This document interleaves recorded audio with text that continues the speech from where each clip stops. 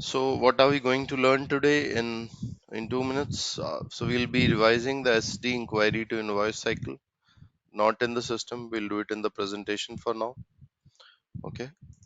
We'll do sample some functions which happen inside a sales order. So when we make a sales order, what happens inside a sales order is something we'll talk about. Okay. We'll talk about the various levels of data in a sales order. That's something we'll talk about. We'll talk about the SAP SD Master Data. What's Master Data? How do you use it? What are the four different types of master data? Then we'll talk about SAP Easy Access. I have explained to you before, but I'll explain the various levels within the SAP Easy Access and how you can go and configure your settings in SAP Easy Access. Okay. What is development? We'll talk about what is development, how do you do your development. All of that is we'll talk about. That's something you won't do, but as people who will be working with developers in projects as consultants who will talk to developers every day, you need to know that. So we'll spend about 5 minutes here. What's an SAP ALV screen? We'll talk about this. You'll see it on a daily basis. You need to know. Structure of SAP transaction codes is what we'll talk about. How are transaction codes structured by SAP? SAP as in the company. How have they made the transaction codes inside SAP S/4HANA? Okay. Then we'll start into configuration, and this will be our first deep dive into configurations in SAP. We'll start with what is a company code, and then we'll start with what's a sales organization. Okay, so these are two concepts we are going to touch today. Okay, I will not be going into the system and doing them in all likelihood, but if time permits, we'll do that as well. But basically, these are the concepts which we are going to go and touch today. Okay. So all in all, this is going to be the scope of our learning. Right. So last time, this is what we learned, and this is what I'll talk about in all the 25 classes. Remember, right? Because a sales process is something we can never leave. Everything a SD consultant does, 90% of that is structured around the sales process, right? Companies want to sell, we enable them to sell, and when you sell, you make revenue, you earn money, you earn profits. It's very important. So a lot of time we'll be spending more around this process, right? So an inquiry is received from a customer. He inquires about the product. Okay, you have the product, you want to sell it, you give him a quotation. So you quote, you tell him a price, you tell him the date on which you can give it, you tell him the number of pieces you can give it, and you also tell him the specification that you have. Okay, someone wants a 1.5 ton AC for his shop. Okay, you tell him the model you will give him, you tell him the price, you tell him the discount you are giving him, and you tell him the date on which you will give him. You also tell him whether you will charge the freight or whether he'll get it free of cost. The freight will not be charged. All those things you're going to tell him, and that is something which is a quotation. Okay. Once he receives it, he goes to his boss or he decides himself, and then what he does is he gives you a purchase order. Okay. So he tells you, okay, sir, I want to purchase. This is my order. I am ordering you that I want to purchase. Okay. And then now this is his thing in a PDF, in a mail, or in a hard copy. Okay. Now you want to have something in your system to know the fact that you received an order. Okay. That the fact that you will be able to sell, right? So the sales team will create an order. Okay. Now this is basically, this is where your SAP system starts, right? So you create an order, and then warehouse executive creates delivery on the delivering date. So if you have delivering on the same date, you'll start the same date. And otherwise, the various warehouse executive, depending on the delivery date, he will create the delivery. Then you do the picking, you pick the product, you save the delivery again, you move the goods into the truck, and then you do the post goods issue where you remove the stock from your warehouse, you create the invoice, and you print the invoice and hand over to the driver. Okay, so these are the various things, the various steps we saw in the last class. I wanted you to revise them, remember them, because these are things we'll be talking about on a daily basis. And if you start speaking the same terminologies, it will be easy for you to know what I am speaking as well. So you should remember an inquiry, a quotation, a sales order, okay, the delivery, the picking, the movement of goods into the truck, the post goods issue, the invoice.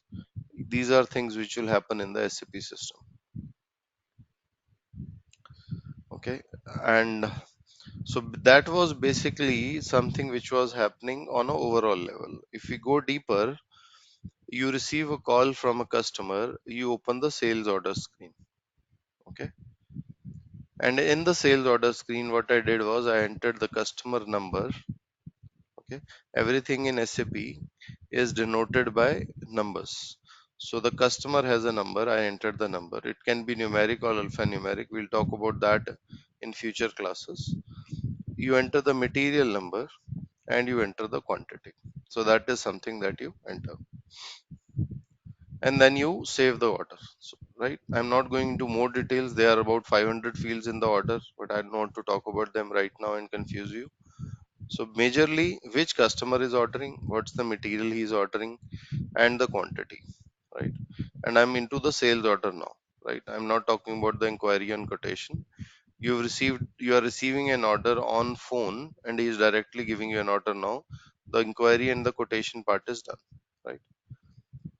So order, open, enter the details, and save, right?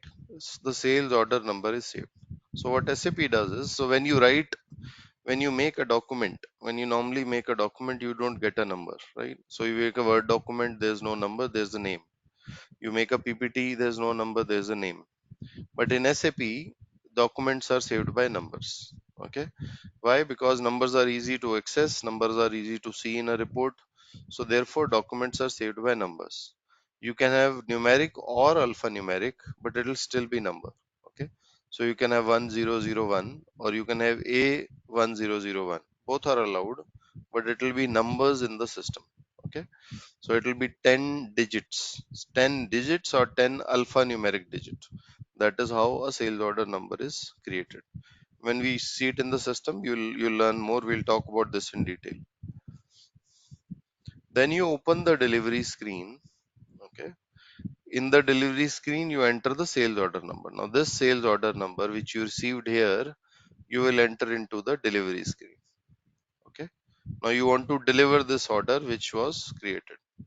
Then you enter the picking quantity. Why? Because all the other data has been copied by SAP into this new document. Okay. So it is like you make a Word document, you copy it, you rename it and do a few changes. Okay. So it's a very similar thing. So sales order, all the data is copied from the order into the delivery. Why? There's no point in having you punch all the data once again. So 99% of the data is copied. SAP is expecting you to put the picking quantities. So you put the picking quantity. And then you are going to save the delivery, right? And picking quantity, you'll put only when you have picked the quantity in the warehouse. So you put the picking quantity, you tell the system this is how much I have found, and you're going to save the delivery. Okay. When you save it, you get a delivery number. So just like a sales order number, this is also a 10-digit number, sometimes numeric, sometimes alphanumeric, depending on all you consultants and your customer, how you decide to make it. Okay. So that's a decision you and the customer are going to make together. Okay. Then you do the post goods issue, which is goods issue. You are issuing the goods from the warehouse. But that's something you need to do in the system as well. Why? Otherwise, the system will keep showing a lot of stock, whereas the stock is actually not lying in the warehouse. So you do a post goods issue. You are posting it. You are telling the system, I am doing a goods issue. Okay, so please record it. That's what you're telling the system. And there's a document. So we talked about the module, the materials management module, which is running alongside with your module in the SAP system. So what that module does is that module records all movements in the system, material movement, warehouse to warehouse, within the warehouse, plant to warehouse, warehouse to plant, plant to customer, and customer gives you a return back to the plant. All the material movements, all physical movements of material are recorded in the system. Okay, why? Because you need to be very sure of your inventory. Inventory is money, right? Raw material, finished good, inventory is money for an organization. You need to be very sure how much stock I have, how much stock I have sold, how much stock I have moved, how much stock has gone, has expired. If you are a FMCG company, a lot of stock will expire. How much stock has broken, how much stock is quality rejected. Similarly, when you do this, a material document is created, like your sales document, delivery document. There's a material document. Okay, you're not going to do the configuration for this, right? You're not going to be bothered about this, but this is something which happens simultaneously with your sales cycle, right? The guy is going to help you in doing this. The going guy is going to check whether this is done properly. But this is something you should know as SD consultants, that this is something which happens at the back end and is also visible in the SAP screen when you do your movements. Then what the next thing that you do is you open the invoice screen. Okay, so you open the invoice screen and you enter the delivery number. Right now, this delivery number which you had here, you open the invoice screen and you enter the delivery number. So your invoice document also gets saved. You save it, it gets saved. Okay, now if you see, I've not written any value add here. Okay, the only value add and why SAP has kept it differently is the delivery talks about the goods. Okay, the quantity, the batch, the serial number, etc. is what is talked about here.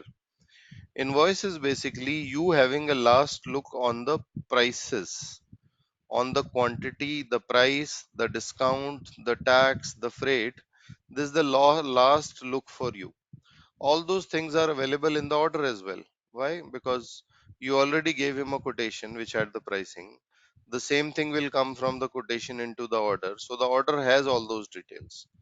But SAP is giving you one last chance to look at everything before you print it and send it to the customer. Okay. So you have not added any value here other than looking into it, right? All the data has been copied from the order and the delivery. You're just going to see whether everything is in order and you're going to save it. Your accounting document will be saved and you will dispatch the goods to the customer. So your accounting has also happened, right? This is again another module, right? This is finance module. You're not the one who's you will be doing a part of this configuration with the finance guy, but this is something which is basically uh, the baby of the finance consultant. Okay, so accounting is their prerogative. The uh, the only way you are bothered is this document should be generated, otherwise you will not be able to take your printout. So you take your printout and you dispatch the goods to the customer.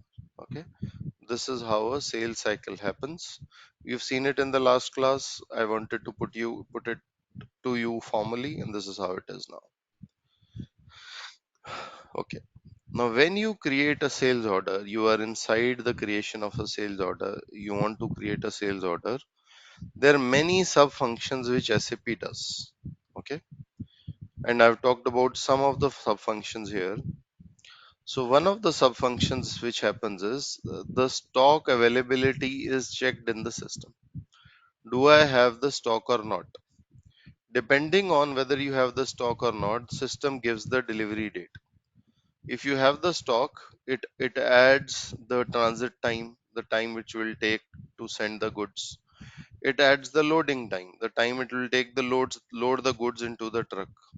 It adds the transportation planning time, which is the time it will take to call a vehicle, because remember, vehicle is not at your disposal, right? You will call a vehicle, the transporter will uh, pick up your phone, tell you a time. At that time the vehicle might come or not, you will call again. So normally take 4-6 hours. Okay, so transportation planning time, okay, your loading time and your transit time, that's the time it will add and give you a delivery date. So if I am getting an order today on the 4th of May, and I know I take a total of 24 hours to dispatch from Mumbai to Pune, so I'll say you will get your stock tomorrow, which is 5th of May. This is if you have the stock. If you don't have the stock, then also what it will add is the requisition time, the time it will take for you to produce the stock or get the stock from your another warehouse. Okay, so say if it takes 2 days to get from Nasik to Pune, okay, so you'll have 2 days. So today is 4th of May. So after 2 days, which is 6th, you'll get the stock in Mumbai, and you take 1 day to send to Pune. So 7th is your date. Okay, so this is how you a stock is checked, and you then tell the delivery date to the customer. So you tell him, sir, thank you for your order. We'll deliver it to you on 7th. This is something you have done in quotation also. But now you are going to do it formally, because now you have the order. Earlier you did not have the order. Now you have the order, and you are going to tell him this. Another thing which is there is the credit eligibility. So is the customer allowed to buy on credit, or do you need money from him right away? Okay. If you have faith, you will allow him credit. If he is a new customer, you have not transacted with him earlier, then you will say, sir, you need to pay right away. This is the same thing which your kirana guy or mom and pop store does basically, right? So you go to him. If you are a new person, he'll not give you a credit. Once he starts knowing you and you forget your wallet at home, he says, sir, no problem, please take it. Again, that depends on how much quantity you are taking, right? If you talk about something in lakhs, maybe he'll still not allow you to take it. So same is the system here. If it's a big customer, the credit eligibility is also more. If it's a small customer, you don't allow him the same level of credit. Okay. Then you have material listings and exclusions. Okay. See, all those things I am touching upon now, we are going to go into detail for all of them. That is why we are studying SD, right? I'm just touching upon these topics to tell you this is how it works. Finally, we'll go each of them and maybe spend half a class or one class on each of these topics. Okay. There's something called a material listing and exclusion. List is you can buy within this list. Dear customer, you can buy from this list. Okay. Exclusion is, dear customer, you can buy everything other than exclusion. Okay. So these are two things which happens. So if a customer is ordering a product he's not allowed to buy, you give him an error. Okay. Or if a customer is going beyond his list, so he's allowed to buy 10 things which are in his list, he orders the 11th thing, you give him an error. So you can do it either or, right? Some companies do listing, some do exclusion, some do listing for some customers, exclusion for some customers. Basis on that, in the order, you get error. Okay. Then you do a material determination, right? So that is another concept which we will study in our classes. Okay. So which is material determination. Then you do a free goods determination. So if you are giving a buy 6 get 1, right, that one quantity is going to come automatically. You punch 6 quantities, one will come. That is one way. You are saying buy one get one, that one quantity will come automatically. Okay, so all of that is here. Then you have a product proposal, right? So you are selling one product and you want to propose another product instead of that. right? So one product used to be sold earlier, and now you are selling the some other product, which is so the product has changed, or the version has changed, or the code has changed. So that is something which works here, and you've forgotten the new code. Okay, once all these things happen, your sales order gets created. Okay, we'll talk about all these configurations, we'll see them working in the system, we'll see how SAP does these things. Okay, and that's something you're going to see in your system.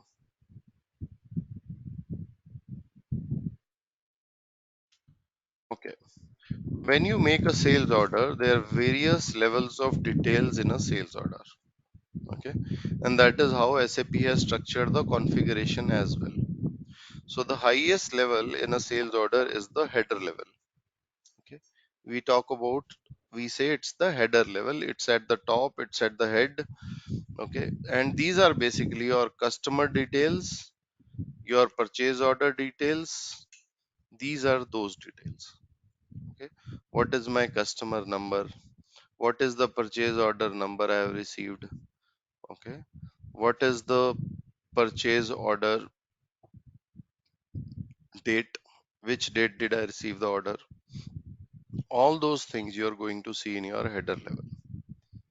Okay, these are your header level details, the top level details. Okay, that's what we call header level details.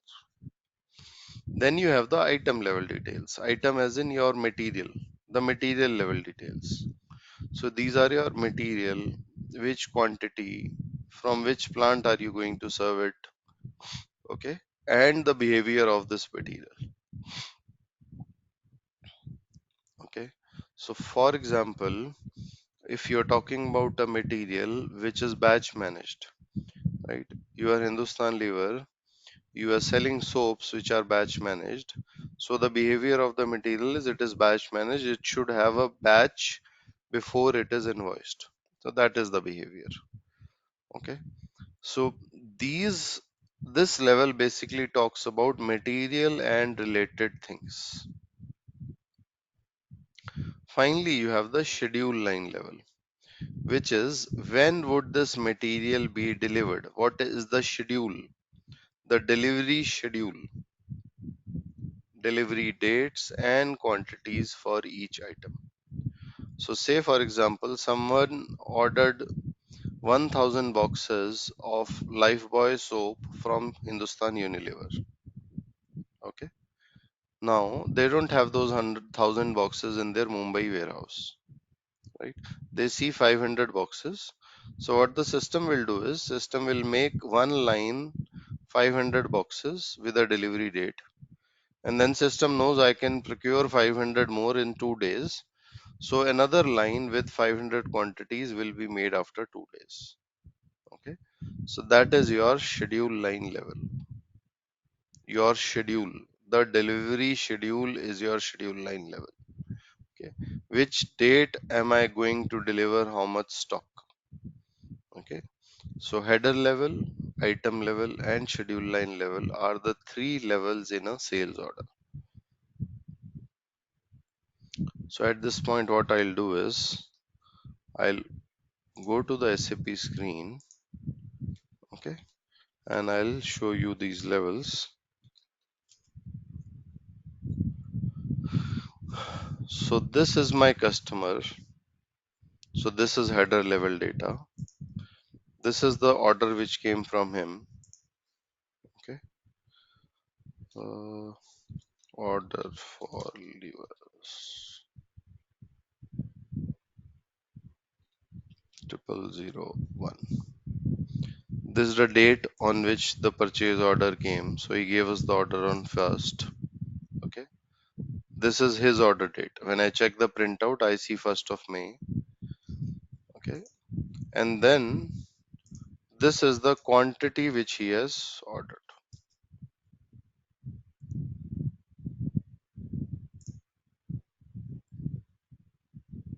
Okay, so header level data, item level data. This is my item level data, item overview. This material, this quantity, unit is cartons, This is my description. This is my item level data. And then I double click into this, or I click here, and I see, look at this is a calendar which is made here. This icon is a calendar. So I click on this, and now you see schedules. Okay. So I'm not able to deliver today or tomorrow or on Monday. I'll be able to deliver on 10th of May and I'll deliver 100 cartons. So you're asking me for today, but I'm sorry, I'll only be able to deliver on 10th. It has done the entire calculation and given a date. So order quantity 100 on 6th of May confirmed was 0. I'm sorry, I cannot give you the stocks today for the various reasons I told you. And then 10th of May, you get 100 cartons. So this is your schedule line data, your schedules. When will you get the stock? Okay. So this is how it works. Okay.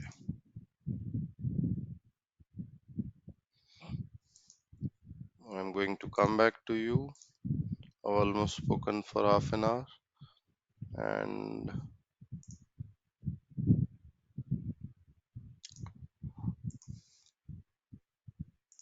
you're unmuted now. If you have any questions, you can ask me.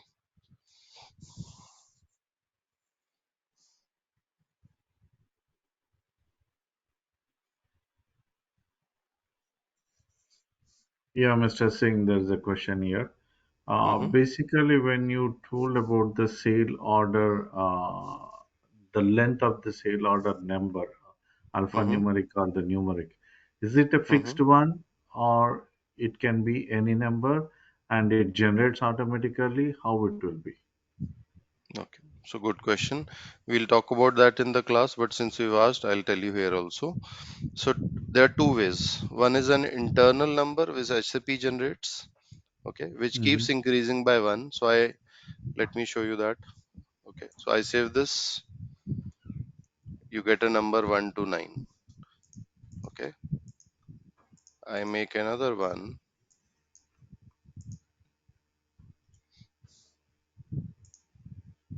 and I save this. You get the number 130. So it will keep increasing by one. This is an internal number stored by SAP, remembered by SAP. You have given it a range. You To have order given it information. this range. Within that Okay. range, it will keep moving by one till it reaches the last number. When it reaches the last number, it will give you an error and you will need to give it a new range. Okay, so Got that is internal. You can also put the number here. This is external. So you putting a number here and expecting SAP to allow you to save that number. Again, this is within a range.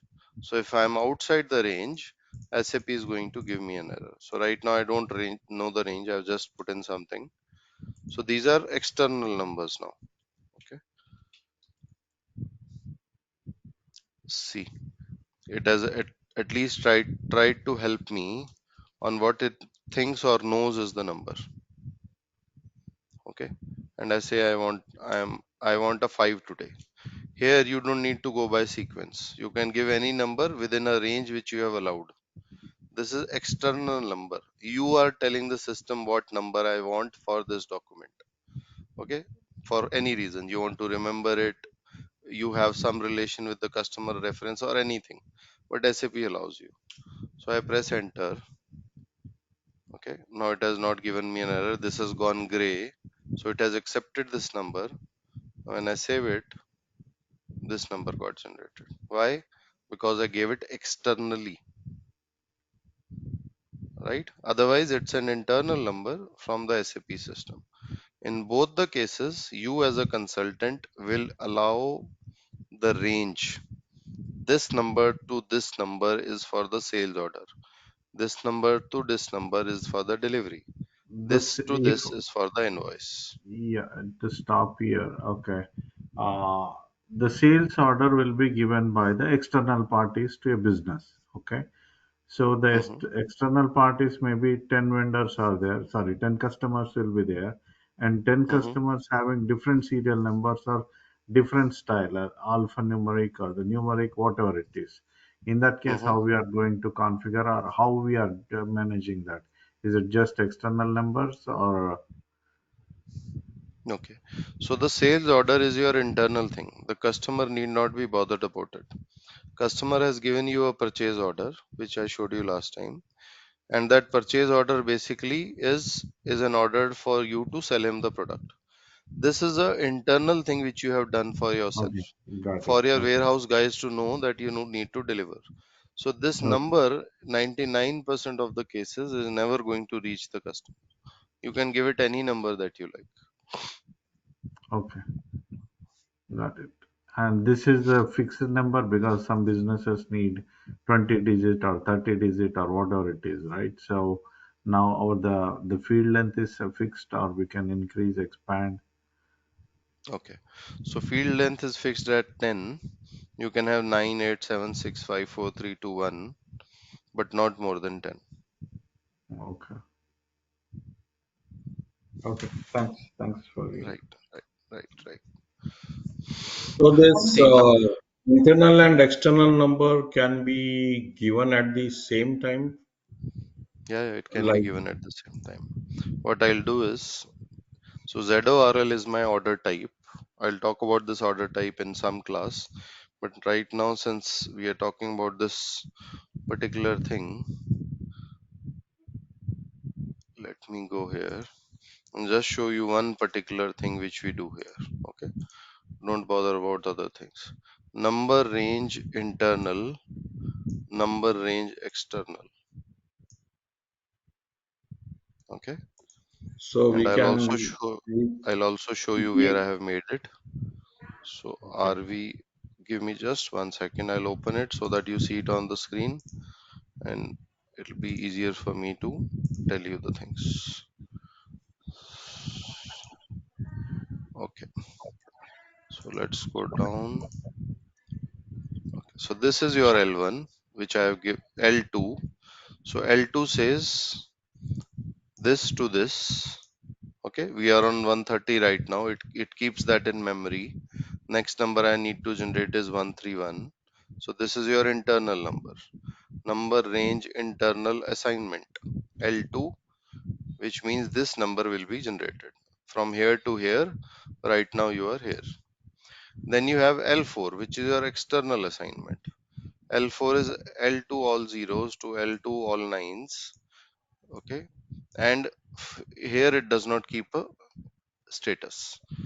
Okay, because if you give the same number that you gave before, it will give you an error, but it does not keep a status. Why? Because you don't go sequentially when it is in your hand. When it's in your hand as an end user, you will give any number and system knows it. So it does not keep the current status, because there's no way it can keep the status here. It remembers it in some other way, but it does not give you here, because you can have a 5, then a 7, then a 10, then a 15, then a 20, then a 200. You can go anywhere because it is in your hand now. Okay, and people don't behave like systems. People are people. So it does not save a number here. Obviously, it will not allow you to generate the same number again, right? But that's something you don't see here. It's some other tables. Okay, so this is your internal and external assignment of number range. So for when you want to give external or type it out, you have to remember also, like, what number you have selected, right? No, so the system helped us. If you saw here, so when I typed this out, when I typed this and I typed a abracadabra. Okay, so see, the system told me, dear Okay. sir, this is your range. Please stay within the range. Okay. My Okay, okay. My screen is covered with. Okay. Now okay. got it. Thank you. I have a Then I question related decide. to that. Yeah, please go ahead. I have a question related to the requested delivery date. So here Mm. at this stage, can we calculate the expected delivery date? Yeah, we are system is calculating the expected delivery date. So you see here, it is by default the requested delivery date is 6th of May. Okay, and why 6th of May? Because that's Monday. Okay, Saturday and Sunday by factory calendar. There's a concept called factory calendar in the system where you put in your leaves. So system has seen the factory calendar. System knows you are not working on a Saturday or a Sunday. Okay, you can have a factory calendar for your plant, for the customer, or both, but both are not working. So it says requested delivery date is on Monday. Right now, Monday you cannot achieve because there are some other calculations which I talked about, which is your time to call the truck, time to load the truck, and time for the truck to reach the customer. So when all those things are put together, system understands I'll take 4 days to do it. Not I, as in you people are going to take 4 days to do it. So system has now given you a confirmed delivery date of 10th of May. Requested was 6th. Why? Because it was a Monday and Saturday, Sunday was an off. So it did not give you 4th or 5th. It gave you 6th as the requested delivery date. So customer requested delivery date is 6th. And then on top of that, system did a calculation, which is basically the availability check calculation, which I'll teach you in detail. But just to tell you, the time to call a truck, the time to load a truck, and the time for transit. So if you are in Mumbai, the customer is in Chennai, you take 2-3 days. You are in Mumbai, the customer is in Guwahati, you might take 5 days. Okay, so you only promise a date when you will actually be able to deliver. And since you have done it so many times, you know it already. So this is like Amazon. You order today, it is already telling you on the screen when you're going to get it. So same is the case here. The customer is calling. I am on the phone, just like you are with me right now, and I punch the order, and the customer asks me, "Yaar, kab doge? When are you going to give it to me?" Okay. So you say, "Sir, 10th pe hi ho payega. We'll give you on 10th," and that is something I can see it in the system already. Why? Because consultants like you and professionals for from the company already sat together and did the configuration and the data in the system.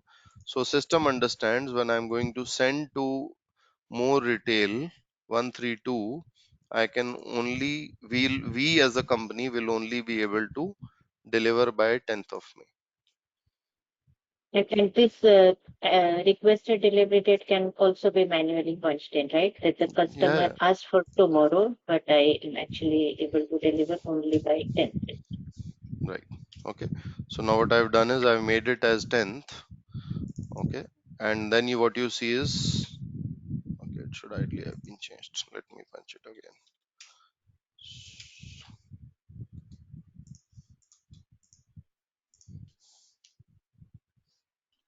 Let's make it right.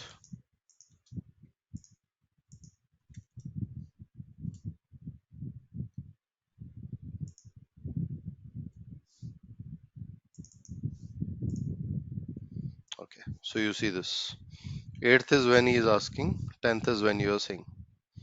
And now you also don't see the problem of a Saturday, Sunday because he is only asking for 8th. Because you'll have many scenarios. One is you just get the order, he does not tell you the delivery date. You try to give him as soon as possible, the way we do it with Amazon, right? And then one is where he actually thinks of a date. Now this will be for project sites. He's doing a project where he expects you to give things on a certain date. Okay, so he tells you 8th of May I need this one carton, right? And then you tell him, sorry, not available on 8th, we'll give you on 10th.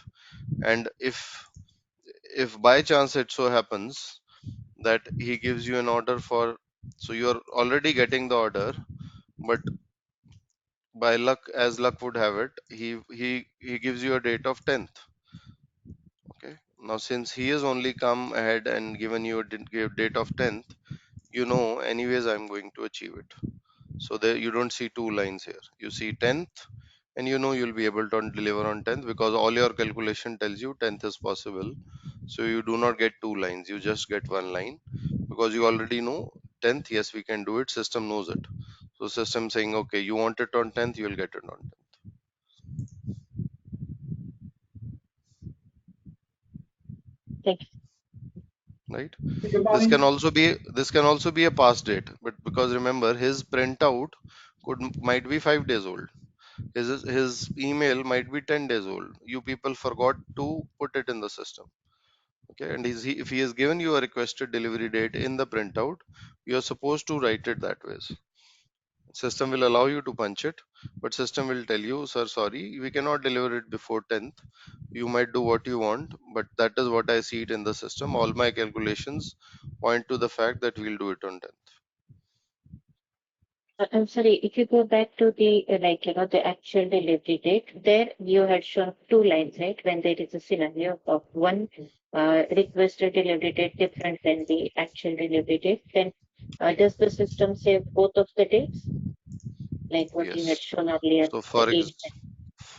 for example, he had said first, he gave the Mhm. order on first, and he said deliver it to me today. Okay. Date is in the past, please check. Okay, I know, I have checked it. That was a warning from the system.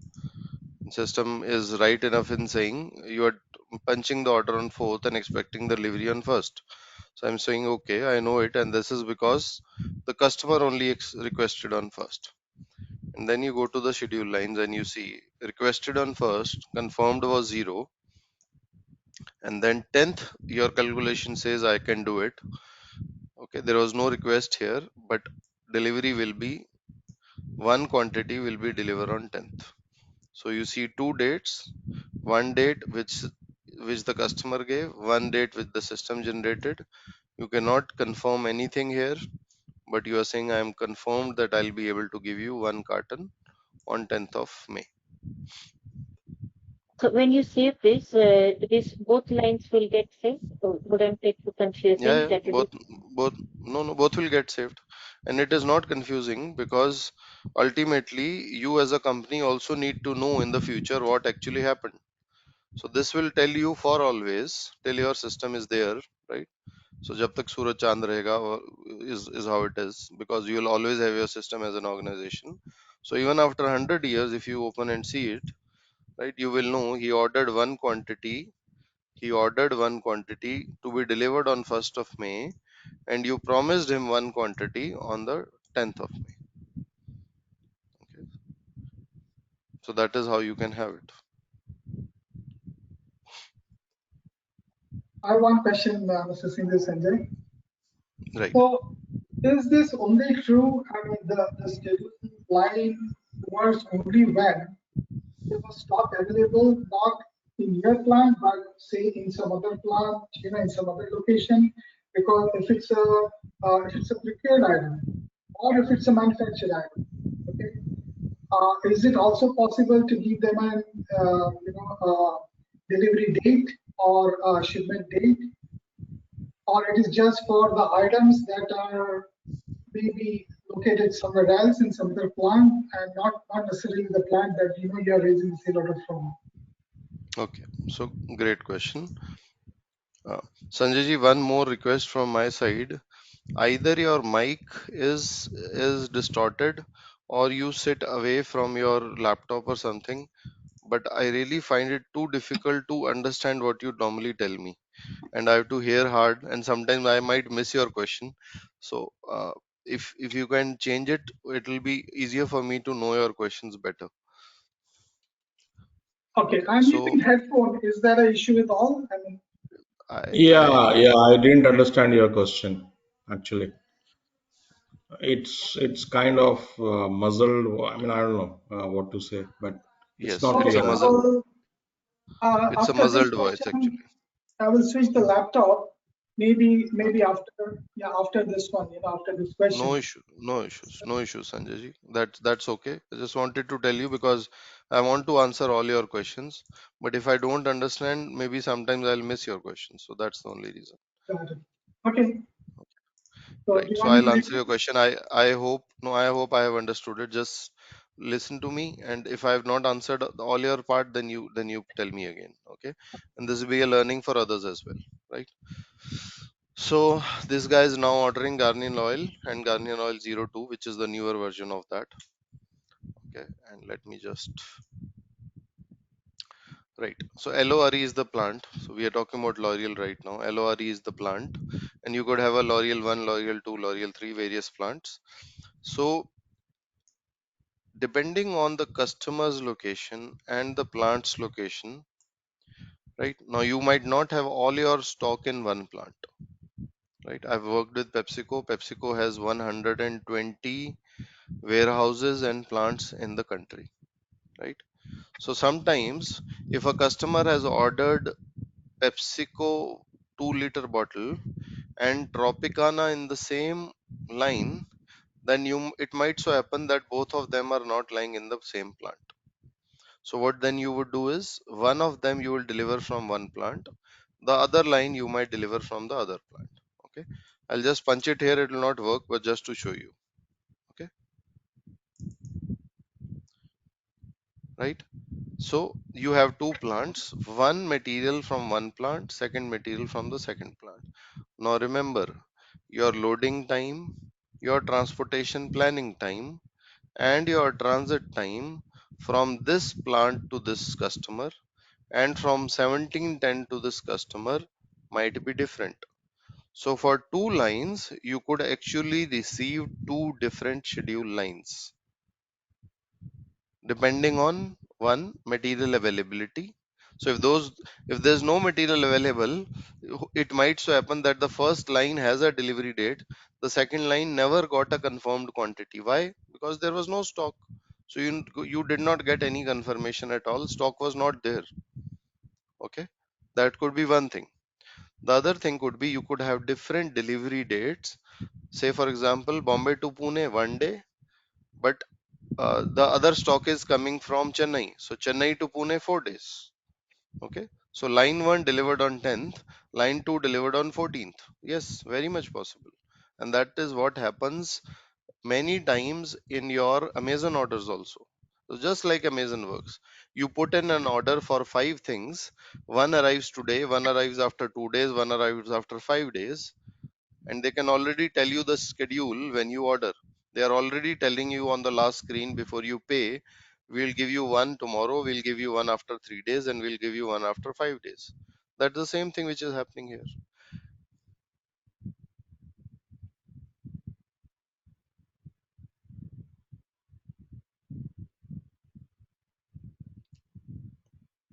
Did I answer you enough, Sanjay ji?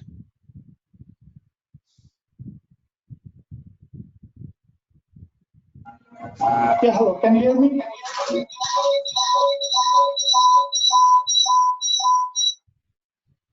Okay, so there was an echo, so I couldn't hear.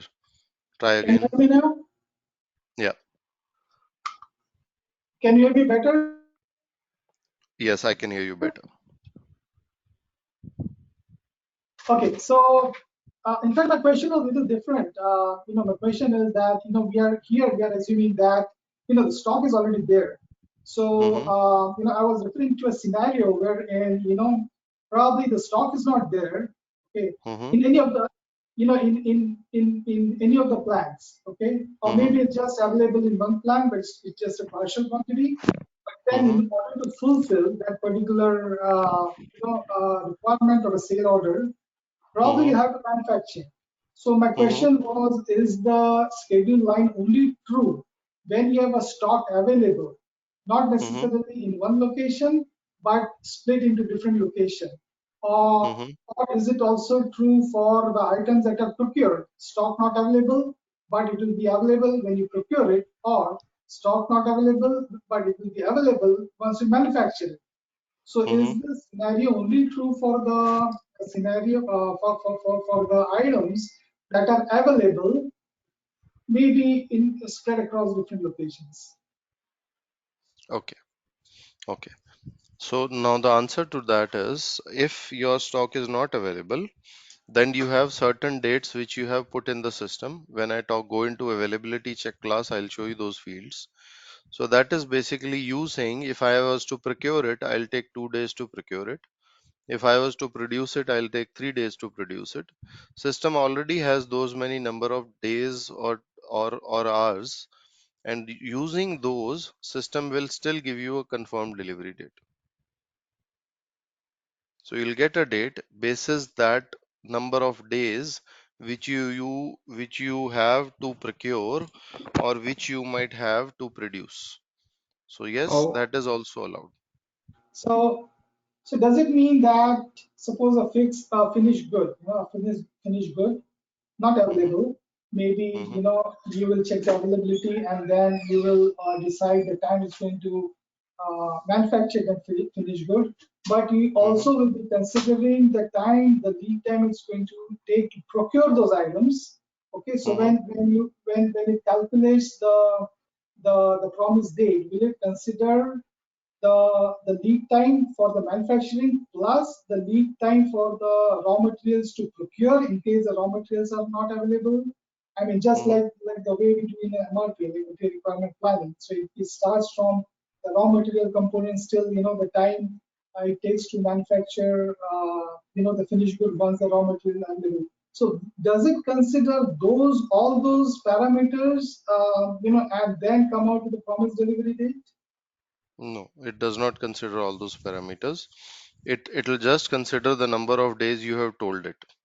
So for a particular material, you will do that calculation outside the system and put those number of days in the system. And if stock is not there, it is just going to look at your number of days and add it to the confirmation date. So all that calculation you will still do outside the system. If you want, there are other things like advance availability check (AATP), where you need to pay extra to SAP, and then other functionalities on top of this are also available. But as part of the standard S4HANA, which you get as the core package, these things are not there. Got it. So all these things will be calculated even without using the logistics module or the warehouse management module, or it will work only if you are using a logistics module, transportation module. Rather. All things, the ones which I am showing or the ones you said. The ones you explain that it will calculate the time it will take the truck from say These to are reach a all these are particular. all these are all SD things within our control. Okay, it's not part of the logistics parameters. No, Okay, no, it's not. No, no. okay, Because see, I'm the question is relevant, so the sales guy is not going to answer it.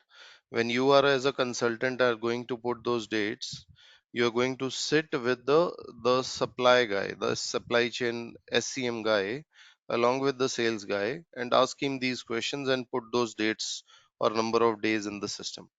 But yes, you as a SD will do it, because remember, it's not sales, it is sales and distribution.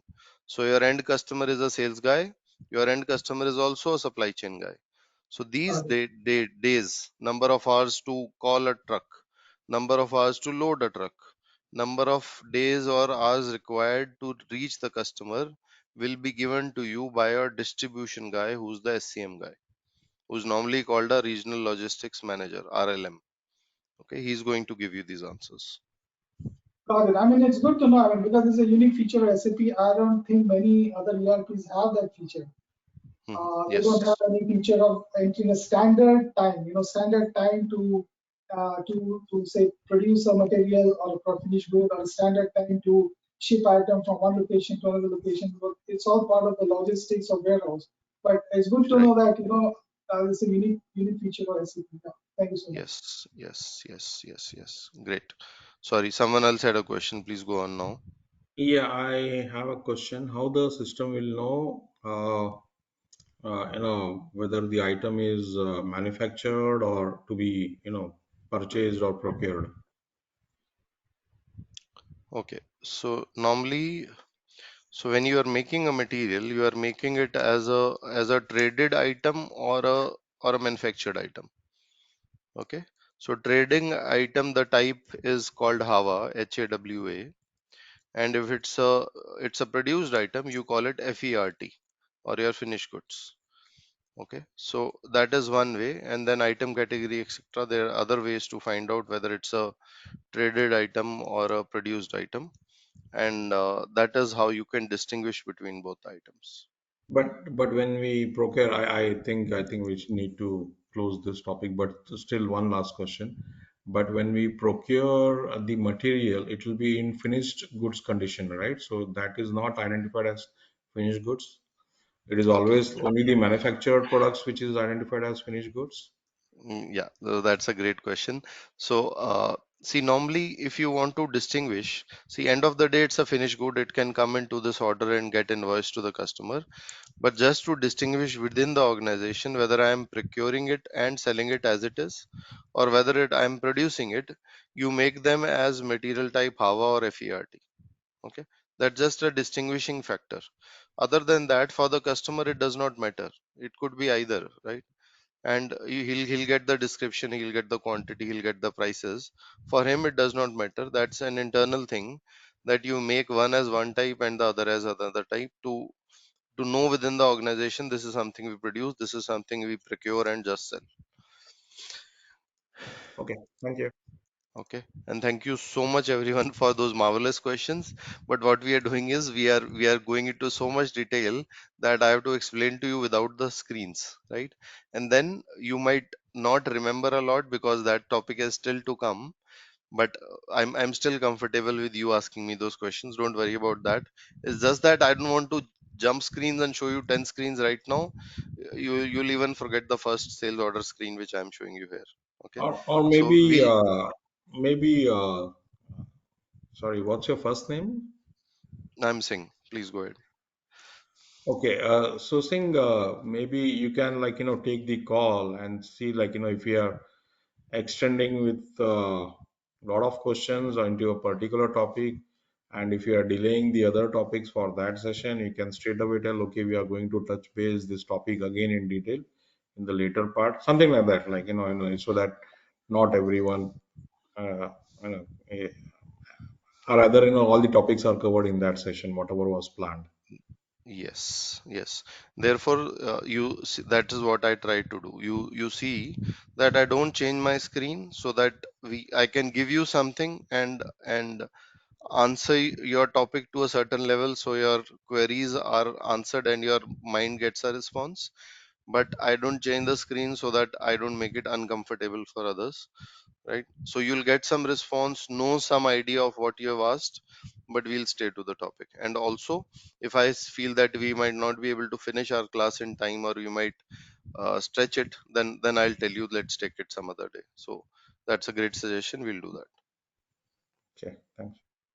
And I think it's a right approach, Mr. Singh, because I mean, screens we can always see, but I think it's more important to understand the conceptual level or the concept, and then we can always refer to the screen. So I think at least I'm good with that, not switching the screens.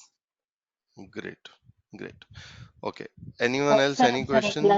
last question maybe from my side. This is my first class. Have you already given the login details, SAP login details and the server details to I log couldn't into hear the you. system? I couldn't hear you very I'm well. saying, sorry, this is my first class actually. Have you already given the SAP login details to the class? No, no, no, no, no. So Not yet. next weekend you are going to get it. Okay, Next okay, weekend, when I start giving you work for SAP, you will get your SAP accesses as well. Okay, which is okay, next okay, weekend. You will get your access, and then everyone has access at the same time. Okay. okay, okay. So, so right now, see, I'm already only showing you things, touching upon a few things, and making you comfortable with SAP screens and the navigation, etc. Okay, once I've done doing that, then you will get your access so that you can also go and do the same, right? Sure, sir, no And problem. Just wanted to check. setting the yes, please, no problem. Thanks for asking that. Okay.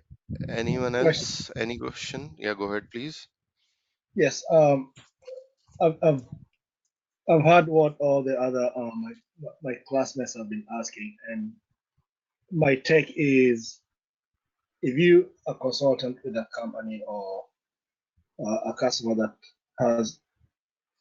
has all the aspects of SAP, then all the timing and the production and delivery aspect will be actually in there, so you don't really have to worry about it. That's what I'm thinking. Right or wrong? Mm, I couldn't get the question very well. Can you rephrase it? Sorry, can you So put it in some other way? yeah, it's a yes or no. Like so, I'm thinking if a company has all uh, the products in SAP running, so Mm-hmm. then as a consultant, I don't have to worry. I mean, all the information will be there for me to tell the customer, oh, your product will be delivered on this day on at this time. I don't have really to worry about uh, going outside of the the companies or the the structure to find out when and how the products will be delivered. That's my question. Exactly, exactly. So that's the Yeah. right point.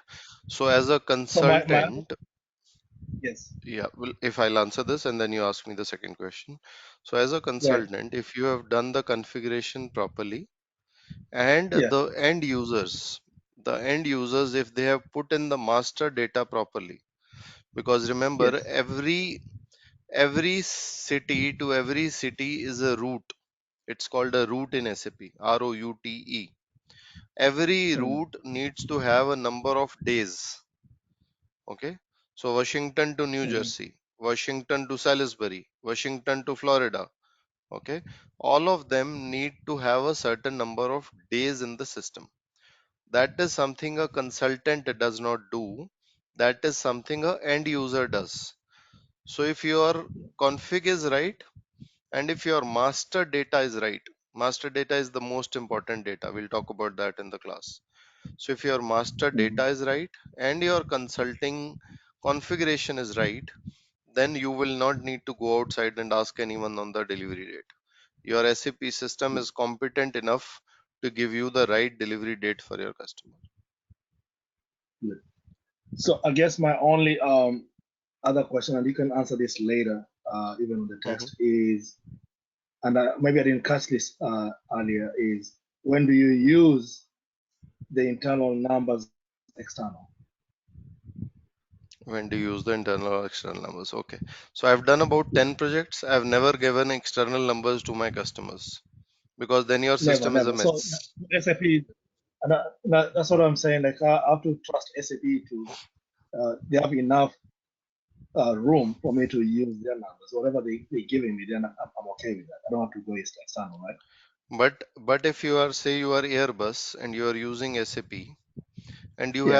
you have about 10 12 airlines in the world, or maybe 20 Yes. airlines which give you Yes. orders, and you want to look at orders by airlines, and you want to make Uh-huh. sure that the moment I put in uh, I see Indigo. The moment I put in V, I see Vistara, and I see all the orders from Vistara for their planes.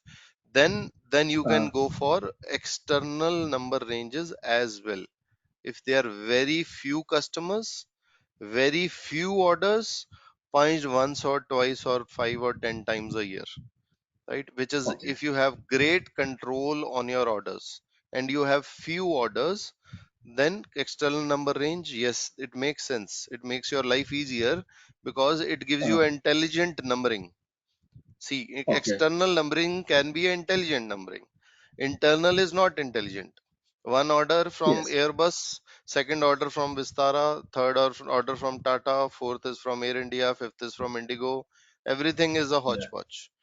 But the Yeah. moment you have it externally, it is intelligent. Okay.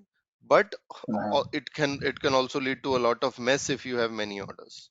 So Yeah. industry wise, number of order wise, you take this decision. Good. Good. Thank you. Okay, great. Okay, now let's. So we are just talking about master data, right? So what is SAP SD master data? It's the most important data used for running the system. You want to use the system, you want to run the system. This is your most important data. Okay, this is your base basically, right? This is the base on which transactions run. So you saw I created the sales order. In the sales order, I put in the customer number, which is a master data. I put in the material number, that is also a master data. Okay. It's basically the heart of the system. So the first thing that you do in the system is you configure. The second thing that you do in the system is make the master data. And then the third thing that you do in the system is do your transactions, your order, your delivery, and your invoice. Okay. So after your configuration, right, the config has to be right, but the config is only done once in a lifetime, right? You do the implementation, you as consultants move out. But your master data is made every day, each and every day. Your customers are made every day, your vendors are made every day, your materials are made every day. But they need to be made properly, because if they have an error, your transactions will also have an error, right? So if your customer is from Nasik and you put Nagpur, then your delivery time has gone for a toss. Okay. If your customer is from Goa and you put in Gokarna, you're gone, right? So your master data is very important, right? And then finally, it's your junk in and your junk out. You put in junk in the system, you get junk, right? How is that? Your master data is wrong, your transactions are wrong. Okay, so these are the various kind of master data that you have, right? So your sales organization, distribution channel, and your division, this is one example of your master data. This is your organizational data, but how you set it up is like configuration. Okay, so this is also very important, right? How many distribution channels do I have? How many divisions of the company do I have? How many organizations are selling within my company?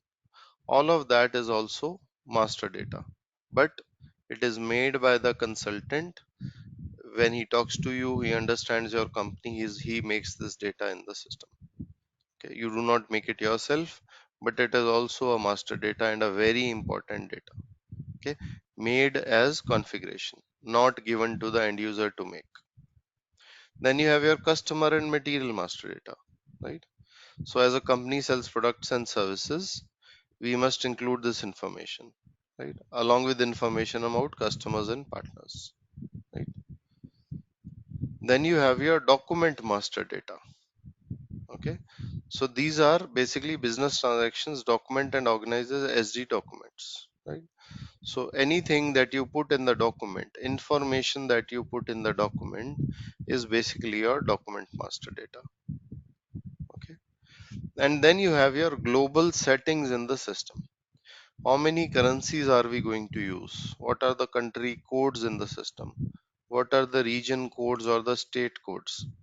Some companies, what they use is they use 1 2 3 4 5 6 7 8 for states in India. Some company use PB, HR, UP, Maharashtra MH, Goa GA. Okay, that is how they do it in the system. So these are ground rules before starting the game. These are the most important things, also done as configuration. Okay, but most of the time, what you actually refer to master data is this data.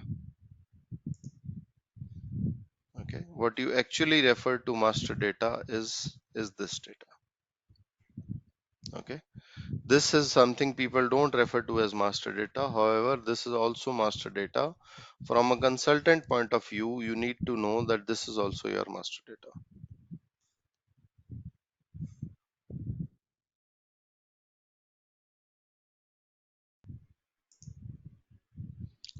Okay.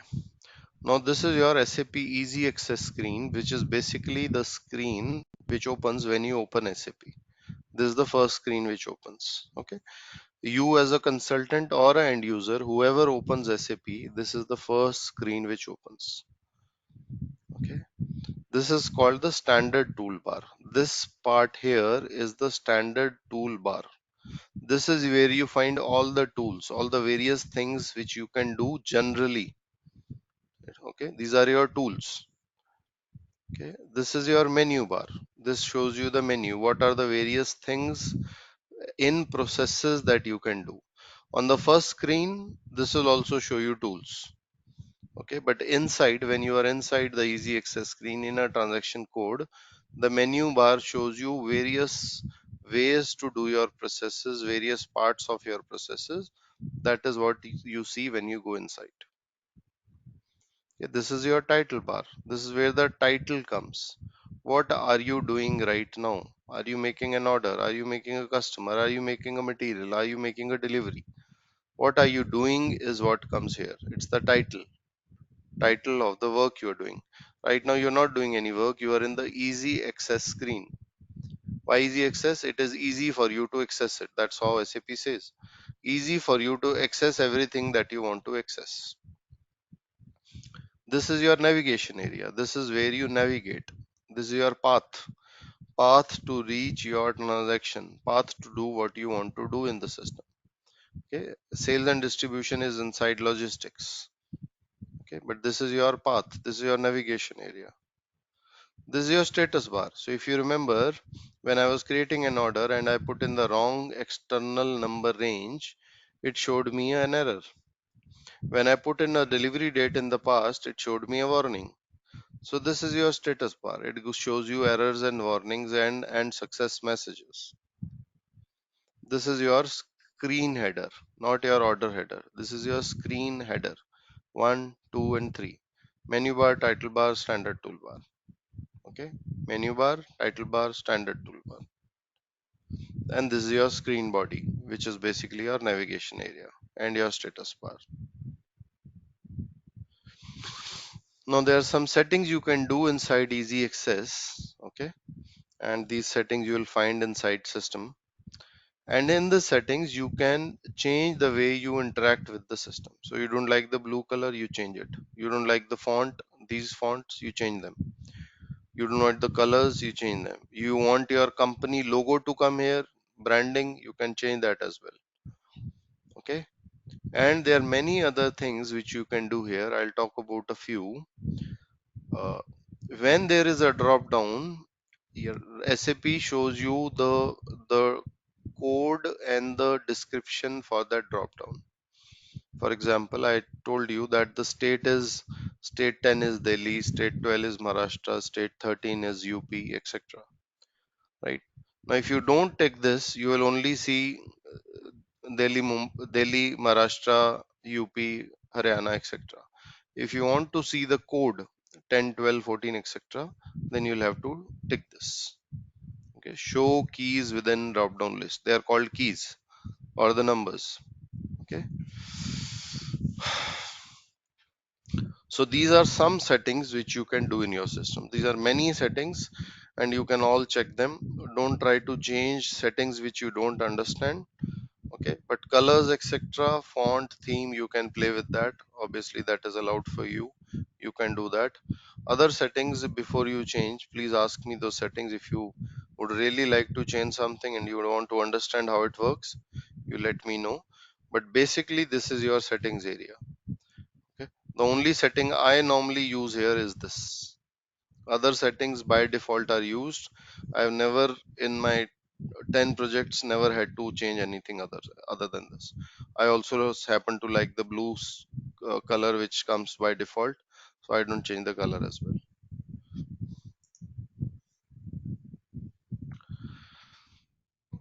Now someone told me that uh, Mr. Singh, the sales order number is a 10 digit number. What if someone wants a 15 digit number or a 20 digit number? Is it possible? As configuration, it is not possible. As development, everything is possible. Why? Because the whole system is programming, right? SAP is nothing but a program, 1 crore lines of code which have been written, and that is what runs in the backend. Okay, so it's nothing but code. So using code, you can do a lot of changes to the system. You can add a lot of errors. You can add warnings. You can add workflows. You can send mails from the system. You can send PDFs from the system. You can take printouts from the system. Okay. You can make a new screen in the system. You can make a copy of the sales order screen in the system. You can make a copy of an error. Okay. You can do many things in the system, but all of that is called development. Writing code to change the way the standard SAP works. Okay, so it's like customization of a car. When you buy a car, it comes with standard features. If you add a custom sound system, tweak the engine, or add decals to the exterior, this is like customizing the car. Okay, what we do is configuration, what ABAP guys do is customization. Okay, and this is how a code is written. So I've given you a very small code, just 13 lines of code which has been written. Similarly, there are codes which are 1300 lines, codes which are 13,000 lines. We as SD consultants just need to know what is development, and when we need to get development done, we write it in English language, what we need to do, give it to the developer who does it. Okay, and what we write and give to him is called functional specification. So you specify functionally, you specify as a SD consultant what needs to be done. Okay, now if you know tables, if you know screens, if you know more about development, then you put in those elements as well. But even if you don't put it, the ABAP guy should be intelligent enough to understand what you've written in English, and he should be able to develop it. Okay, this is called a ALV or a SAP list viewer. Okay, so in the ALV screen, this screen, wherever you see the screen, 99% of SAP reports are ALV reports. So whenever you run a report, list of orders, list of deliveries, list of invoices, list of customers, whenever you are going to run reports, most of them are going to run in an ALV screen. So if someone asks you what's a ALV screen in your interview, you should be able to answer that question. Okay. Now what SAP has done is all your transaction codes have a certain logic. Okay. Uh, your sales is Vertrieb in German, right? Sales is Vertrieb in German. It starts with V. Therefore, your SG transactions normally start with V. Okay. So VA is your sales order. VL is your delivery. VT is your shipment. VF is your invoice. Okay. And then you also have suffixes. So one is for create, two is for change, and three is for display. So VA01 create sales order, VA02 change sales order, VA03 is display sales order. Similarly, VL01, VL02, VL03. Similarly, VT01, VT02, VT03, or VF01, 02, 03. And you add an N in the end for your new transactions. For example, delivery used to be created with VL01 earlier. Then SAP changed the screen a little and gave you VL01 new. So VL01N. Okay. So a transaction code is basically used to reach a place, we have already talked about it, which you can use the navigation path as well to reach, but it gives you a easier access. Okay. So it's like a fast line on your phone. So you pick up the phone, press 8, dials your mom.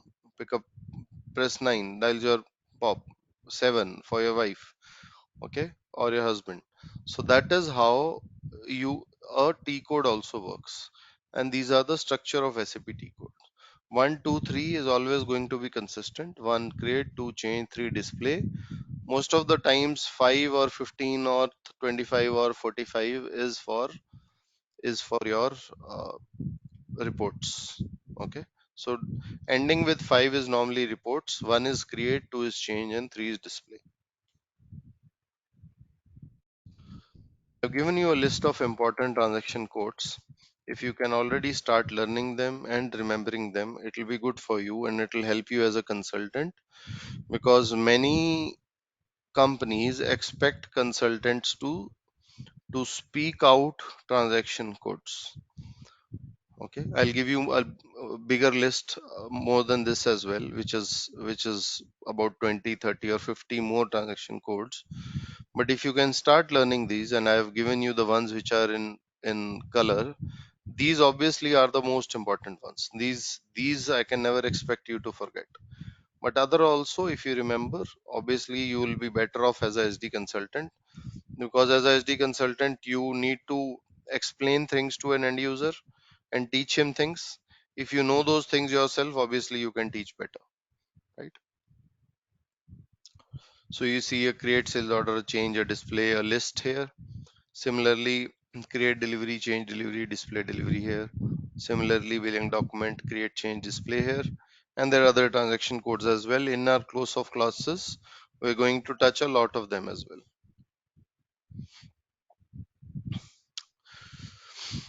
Okay, so what is a company code in SAP? Now we're coming to configuration, and I'm trying to set a base for configuration today. Okay, so the first most important thing that you need to understand and know is a company code. Okay, so company code is a code given to a company in the system, as simple as that, right? And this is basically the level at which balance sheet and profit and loss statements are prepared. So your balance sheet and your P&L will be prepared at the company code level. Remember that, right? So if you are Reliance, you might have 100 companies registered with the government of India. In that case, you'll have 100 company codes in the system. Okay, if you are Aditya Birla, you might have 15 company codes registered with the government of India. So you'll have 15 company codes in the system. Okay, a code for the company.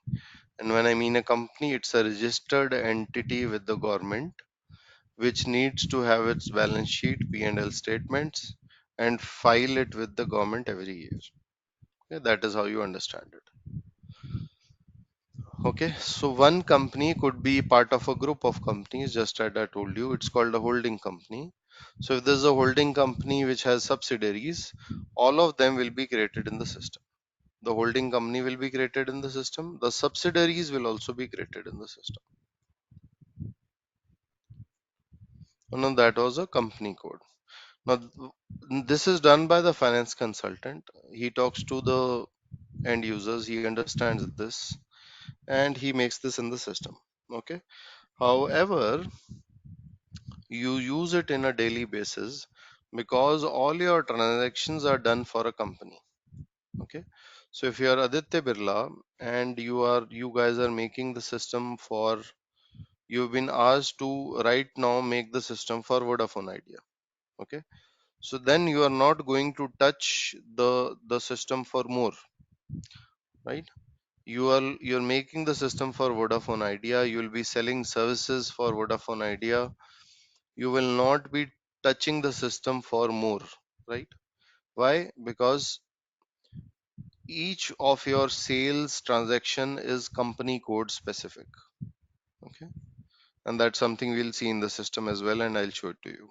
Now this is something which is going to be used in every single class, and which is something which has to stay with you forever, and a very important term, it's called a sales organization.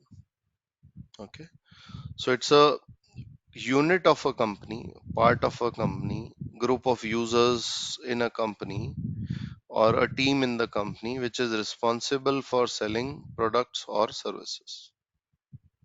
An organization within the company, organization is nothing but a group of people. So a group of people, a part of the company which is responsible for sales. Okay, think of it like this. This is the primary entity that negotiates sales conditions. Okay, sales conditions are what? What is the price at which I will sell? What is the discount I will give? What is the margin that I will give? Okay, how many days I will sell? Will I pay the freight or will the customer pay the freight? All these things are decided by the sales organization. The group of people who are going to sell is the sales organization. One company can have many sales organizations. Why? Because one company could be selling many type of things, and the CEO or the MD might have bifurcated the sales by the kind of products you are selling. Okay, so if you are Hindustan Lever and you are trying to sell your products, one sales organization might be responsible for your foods, which is your nor and things related to foods. One sales organization might be responsible for your personal care products. Okay, hair wash, body wash, shampoo, etc. One sales organization might only be responsible for oral care. your Pepsodent brushes, toothpaste, etc. Another sales organization or group of people might be responsible for quality walls, which is part of Unilever. Okay, so they might only be going and talking to people to sell quality walls ice cream. That might be their only work. The company in India is one. They do one single filing. They report to Government of India as Hindustan Lever. Within the company, different teams have been held responsible for different kind of sales. That is basically your sales organization. Okay.